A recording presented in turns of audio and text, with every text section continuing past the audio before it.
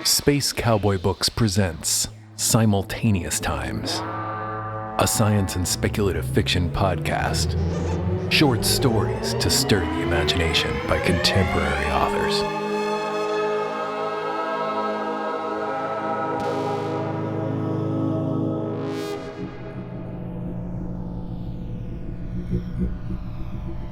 An Ever-Reddening Glow by David Brin, with music by Red, Blue, Black, Silver.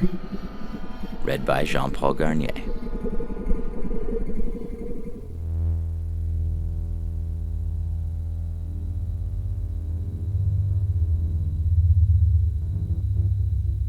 We were tooling along at 4 nines to C, relative to the Hercules cluster, when our captain came on the intercom to tell us we were being tailed. The announcement interrupted my afternoon lecture on basic implosive geometrodynamics, as I explained principles behind the Fulton star drive to youths who had been children when we boarded, 8 subjective years ago. In ancient science fiction, I had just said, you can read of many fanciful ways to treat the limit of the speed of light. Some of these seemed theoretically possible, especially when we learned how to make microscopic singularities by borrowing and twisting space-time. Unfortunately, wormholes have a nasty habit of crushing anything that enters them, down to the size of a Planck unit. And it would take a galaxy-sized mass to warp space over interstellar distances. So, we must propel ourselves along through normal space the old-fashioned way, by Newton's law of action and reaction, albeit in a manner our ancestors would never have dreamed. I was about to go on and describe the physics of metric surfing, when the captain's voice echoed through the ship. "It appears we're being followed," he announced. "Moreover, the vessel behind us is sending a signal, urging us to cut engines and let them come alongside." It was a microscopic ship that had been sent flashing to intercept us, massing less than a microgram, pushed by a beam of intense light from a nearby star. The same light, thoroughly redshifted, was what we had seen reflected in our rear viewing mirrors, causing us to stop our BHG motors and coast, awaiting rendezvous. Picture that strange meeting, amid the vast, yawning emptiness between 2 spiral arms, with all visible stars crammed by the Doppler effect into a narrow, brilliant hoop, blue along its forward rim, and dark red in the back. The Fulton was like a whale next to a floating wisp of plankton as we matched velocities. Our colony ship, filled with humans and other Earthlings, drifted alongside a gauzy, furled umbrella of ultra-sheer fabric. An umbrella that spoke. "Thank you for acceding to our request," it said, after our computers established a linguistic link. "I represent the Intergalactic Corps of Obligate Pragmatism." We had never heard of the institution, but the captain replied with aplomb. "You don't say. And what can we do for you?" "You can accommodate us by engaging in a discussion concerning your star drive." "Yes? And what about our star drive?" "It operates by the series implosion of micro-singularities, which you create by borrowing space-time metric using principles of quantum uncertainty. Before this borrowed debt comes due, you allow the singularities to recollapse behind you. This creates a space-time ripple, a wake that propels you ahead without any need on your part to expend matter or energy." I could not have summarized it better to my students. "Yes? The captain asked succinctly. So?" "This drive enables you to travel swiftly in relativistic terms from star system to star system." "It has proved rather useful. We use it quite extensively." "Indeed, that is the problem," answered the wispy star probe. "I have chased you across vast distances in order to ask you to stop." No wonder it had used such a strange method to catch up with us. The COP agent claimed that our BHG drive was immoral, unethical, and dangerous. "There are alternatives," it stressed. "You can travel as I do, pushed by intense beams cast from your point of origin. Naturally, in that case, you would have to discard your corporeal bodies and go about as software entities. I contain about 1 million such passengers and will happily make room for your ship's company if you wish to take up the offer of a free ride. No, thank you. The captain demurred. We like our corporality, and do not find your means of conveyance desirable or convenient. But it is ecologically and cosmologically sound. Your method, to the contrary, is polluting and harmful. This caught our attention. Only folk who have sensitivity to environmental concerns are allowed to colonize, lest we ruin the new planets we take under our care. This is not simply a matter of morality, but of self-interest, since our grandchildren will inherit the worlds we leave behind. Still, the Star Probe's statement confused us. This time, I replied for the crew. Polluting? All we do is implode temporary micro-black holes behind us and surf ahead on the resulting recoil of borrowed space-time. What can be polluting about adding a little more space to empty space? Consider, the COP probe urged. Each time you do this, you add to the net distance separating your origin from your destination. By a very small fraction, I conceded. But meanwhile, we experience a powerful pseudo-acceleration, driving us forward nearly at the speed of light. That is very convenient for you. But what about the rest of us? The rest? The rest of whom? The rest of the universe. The probe insisted, starting to sound petulant. While you speed ahead, you increase the distance from point A to point B, making it marginally harder for the next Voyager to make the same crossing. I laughed. Marginally is right. It would take millions of ships, millions of millions, to begin to appreciably affect interstellar distances, which are already increasing anyway due to the cosmological expansion. The Star Probe cut in. And where do you think that expansion comes from? I admit that I stared at that moment, speechless, until at last I found my voice with a hoarse croak. What? I swallowed. What do you mean by that? The COPs have a mission. They speed around the galaxies, not just this one, but most of those we see in the sky, urging others to practice restraint, beseeching the short-sighted to think about the future, to refrain from spoiling things for future generations.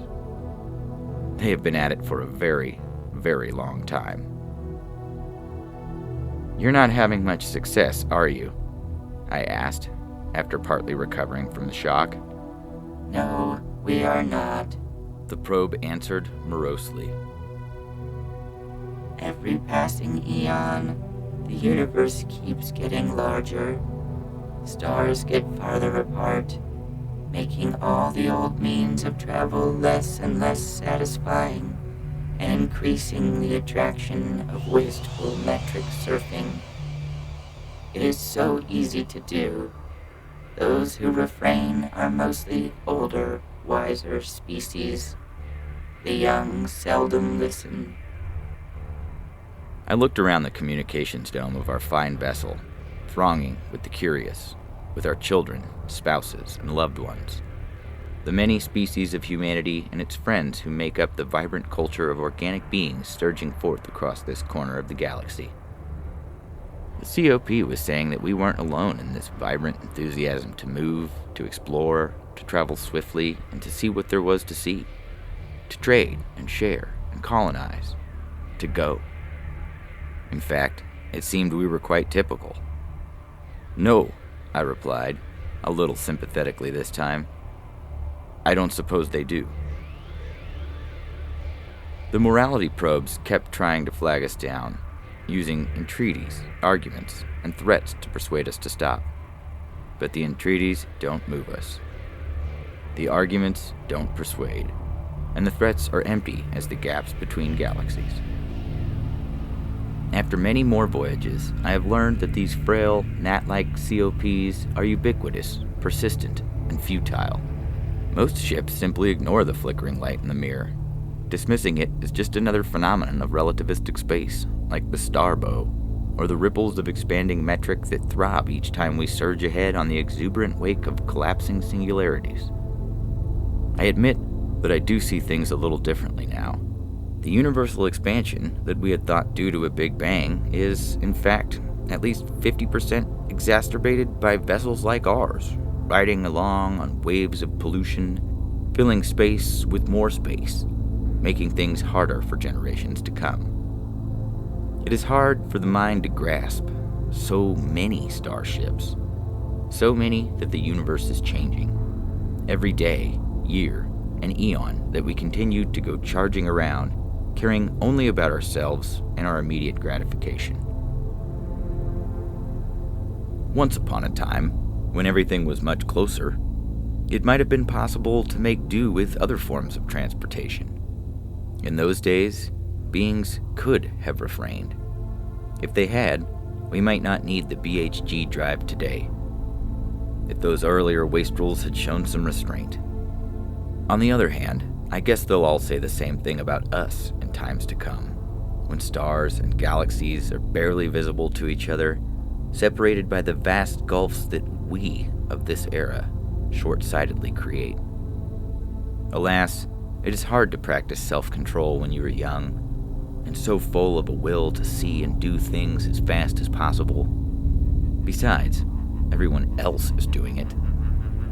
What difference will our measly contribution make to the mighty expansion of the universe?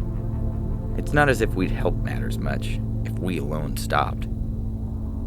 Anyway, the engines hum so sweetly. It feels good to cruise along the red line, spearing the starbow, pushing the speed limit all the way against the wall. These days, we hardly glance in that mirror anymore, or pause to note the ever-reddening glow.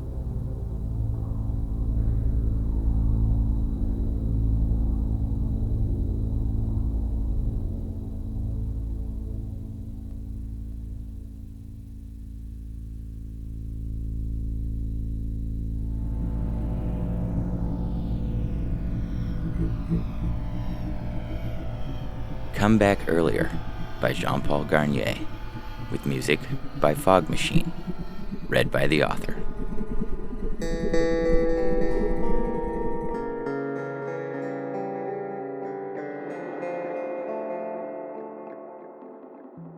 I'd made a mess out of the whole damn thing. We never set out to fuck up, but more often than not, we do just that. In this case, the asinine element was my motivations to do good. Right the wrongs, I had cried, waving the flag of my own misguided morality. I was no stranger to screwing up, but it had been a long time since I had. My moral compass had been guiding me in the right direction ever since I woke up and realized that I'd been an asshole most of my life. Ever since that moment, I had made a tremendous effort, slowly at first, until it became habit to do the right thing, to be kind to everyone. Leaving judgment behind is a difficult thing until you've finished judging yourself. Your present self, that is. The old me would have to remain an asshole in the gutters of the past. At least, that's what I thought for a long time, always critical of how I had lived my life. But in my strides towards self-improvement, I went back to school and tried to do all the things that my younger, idiot self had claimed he wanted to do. It was going rather well for a change. I was excelling in school, I had great friends, and it seemed at times that I was truly able to leave behind the life I had lived full of regrets and self-loathing. I even smiled on a regular basis. Being kind and solid felt good. When you know your own boundaries, you tend to break those of others less frequently.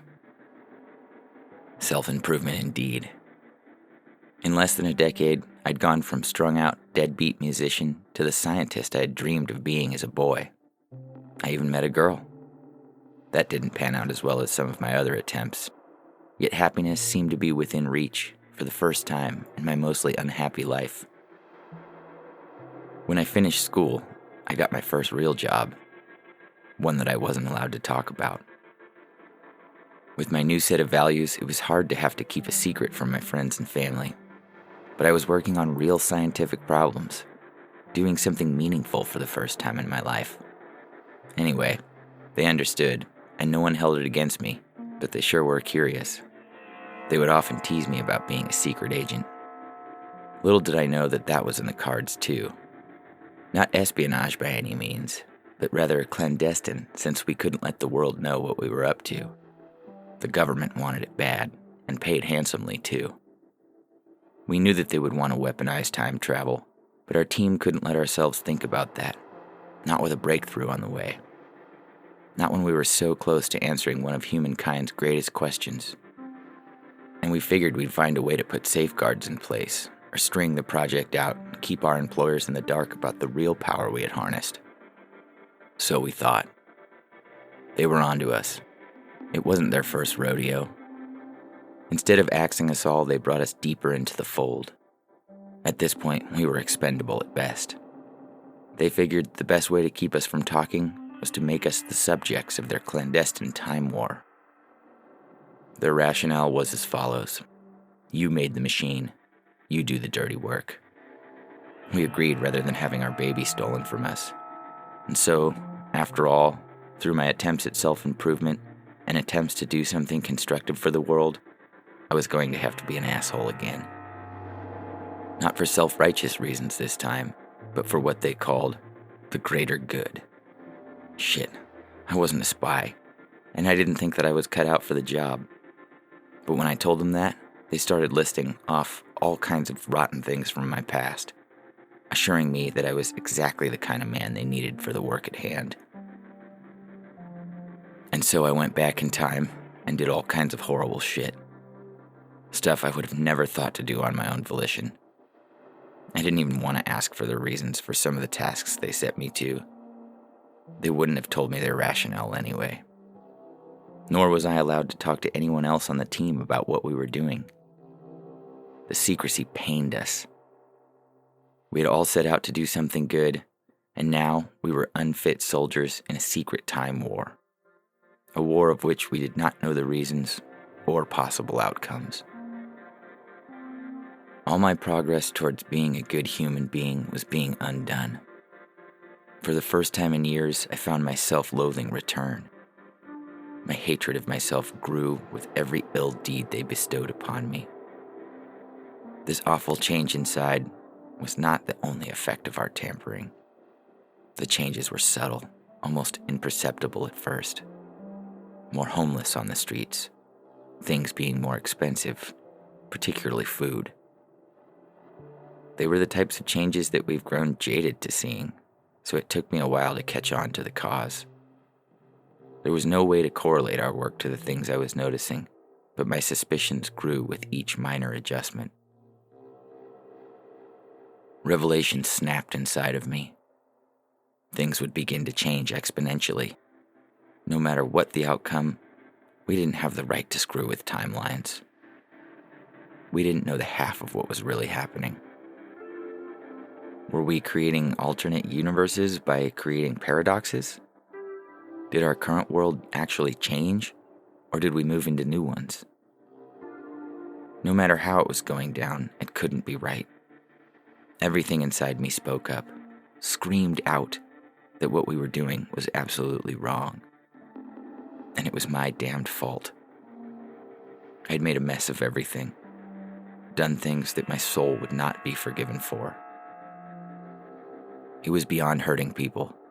I'd messed with the fabric of the cosmos itself. I hadn't learned anything.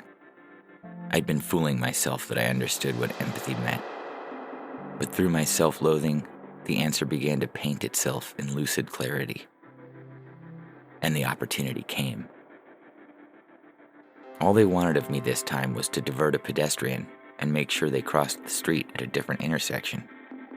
Easy enough. Maybe they didn't want the guy hit by a car or something. Who knows? I had stopped trying to understand their reasoning a long time ago. Little changes could have big effects.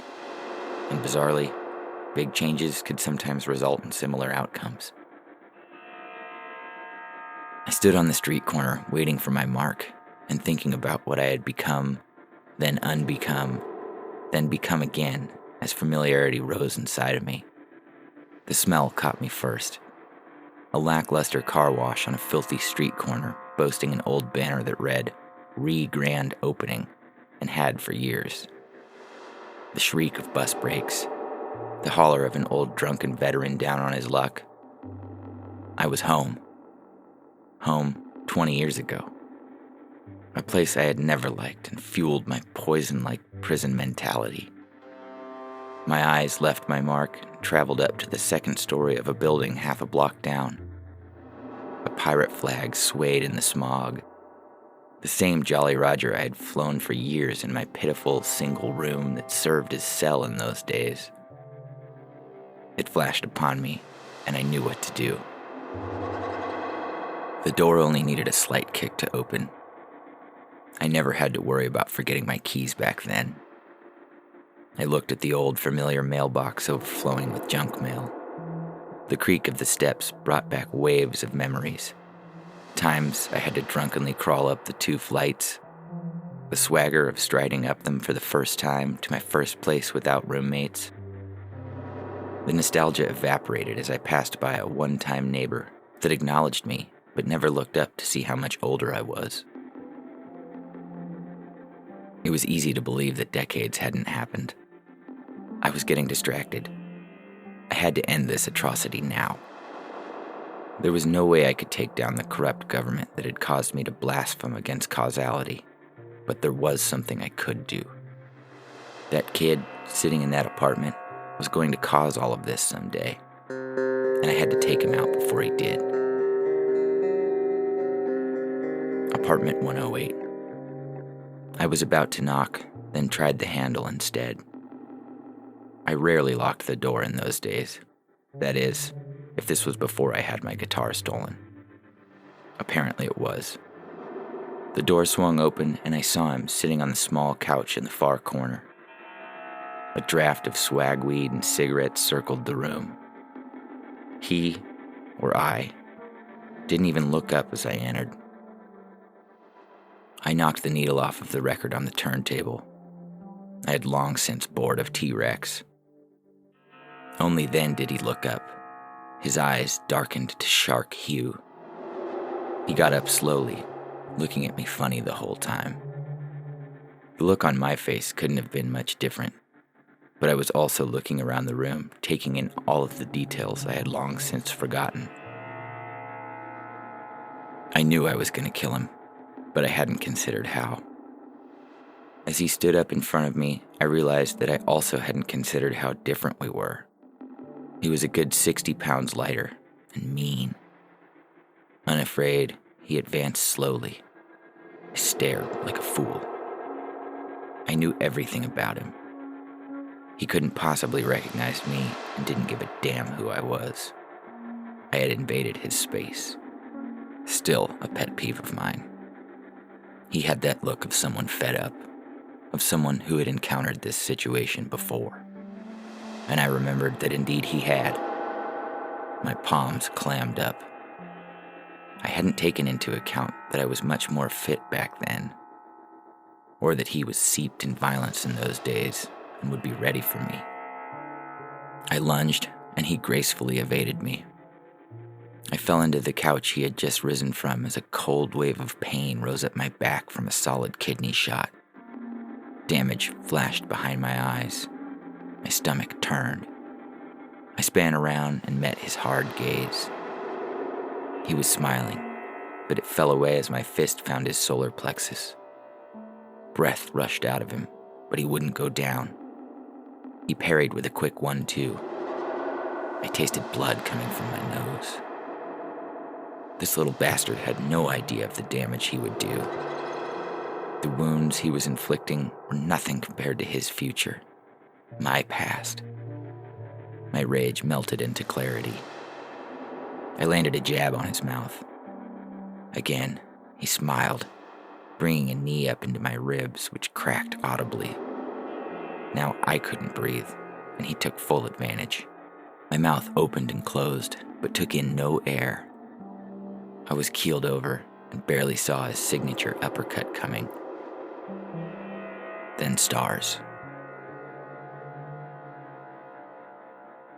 Vision returned, first as a dot in the center of blackness, then fading in slowly. He stood above me silently. I grabbed the back of his knee, pulled him down on top of me. We rolled in a death embrace, hands on each other's throats. I released my grip and returned the favor of the kidney blaster. He grunted as his eyes sharpened. I struck again in the same spot and could taste the possibility of besting him. In that moment, my confidence clouded my judgment. Could I really beat my younger, harder self? I looked into his eyes and saw the bafflement of recognition. He mouthed something, but no words came out. Then he brought down his forehead in a death blow. First the crunch, then the blackness descended, and I was finally free from time. For now.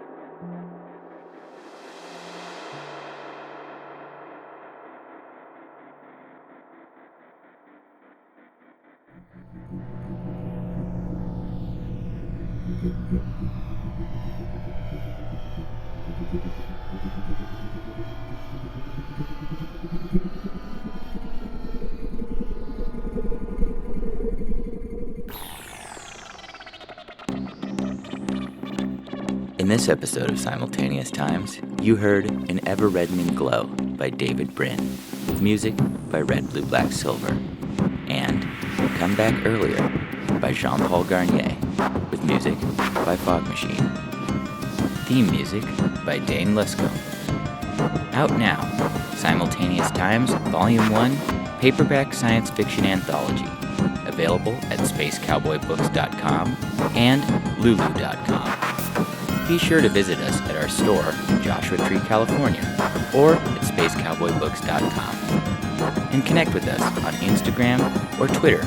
We'd love to know what you think of the program.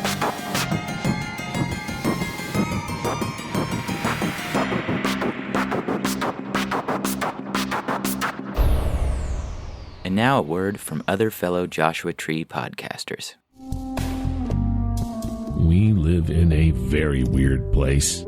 A dry and mountainous land of poisonous creatures and desert monsters, missing tourists, and strange lights in the sky. Join us every Friday at 10 p.m. for a late-night voyage across the mysterious Mojave Wilderness on KCDZ 107.7. Desert Oracle Radio, the voice of the desert.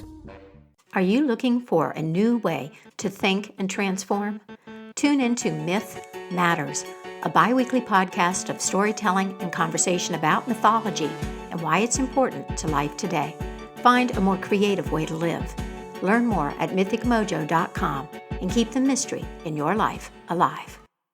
Have you ever wondered why people live in the desert? I'm Dawn Davis, and I host Desert Lady Diaries podcast. It's a weekly conversation with women who found their home in the Mojave Desert. Each week, I talk to women who were either born and raised in the desert or felt called to come here and what the desert means to them. You can learn more about the podcast and listen at desertladydiaries.com.